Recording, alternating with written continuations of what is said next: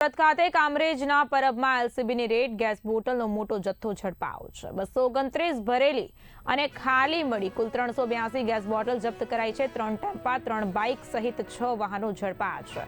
રોકડ મોબાઈલ અને gas bottle સહિત 34.18 લાખનો મુદ્દામાલ કબજે કરાયો। 8 આરોપી ઝડપાયા છે। એક આરોપી વોન્ટેડ જાહેર કરાયો છે। સુરત ગ્રામ્ય જિલ્લામાં રાંધણ ગેસના બાટલાઓનો ગેરકાયદેસર રીતે કાળાબજારી કરતા સંગ્રહખોરો અને વેચાણ કરતા ઈસમોને પકડવા માટે સુરત ગ્રામ્ય એલસીબીની ટીમ પેટ્રોલિંગમાં હતી।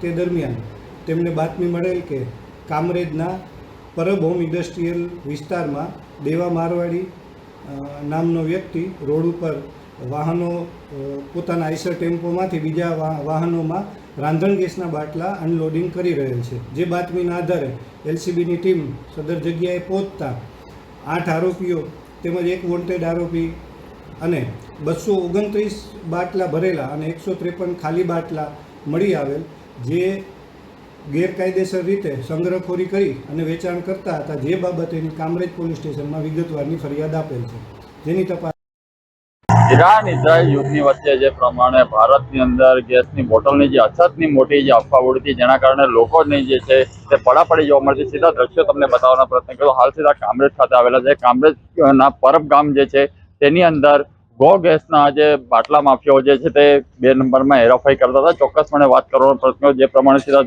દ્રશ્ય જોઈ શકાય છે, સુરત જિલ્લા એલસીબીએ જે છે તે મોટી કાર્યવાહી કરી છે। કારણ કે જે પ્રમાણે સીધા દ્રશ્યો બતાવવાના પ્રયત્ન કરું, ગો ગેસ નંબરનો જે આજે ટ્રક જે છે તે ટ્રકની અંદર લગભગ જે કહી શકાય તો 300 થી વધુ જે છે કહી શકાય તે બાટલાઓ મળી આવ્યા છે। કારણ કે જે પ્રમાણે બાટલા કોમર્શિયલ ગેસની જે પ્રમાણે અછત ચાલી રહી છે, તે ક્યાંક ને ક્યાંક લોકોને હેરાન કરતી તેવા દ્રશ્યો પણ સામે આવે। ત્યાં 229 ભરેલી બોટલો જે મળી આવે છે, કુલ બોટલો કહી શકાય 382 બોટલ જે મળી છે। તેની સાથે કહી શકાય તો કામરેજ પોલીસ મથકે જે છે એલસીબી દ્વારા 8 આરોપીને પકડી પાડ્યા છે। અન્ય એક આરોપી જે છે તેને વોન્ટેડ કરવામાં આવ્યો છે। 34 લાખથી વધુનો મુદ્દામાલ જે છે તે ઝડપાયો છે। સુરત ગ્રામ્ય એલસીબીને એક મોટી સફળતા જોવા મળી છે। કેમેરામેન અજય સાથે રિપોર્ટર કૃષ્ણા સોનવી, ઇન્ડિયા, કામરેજ।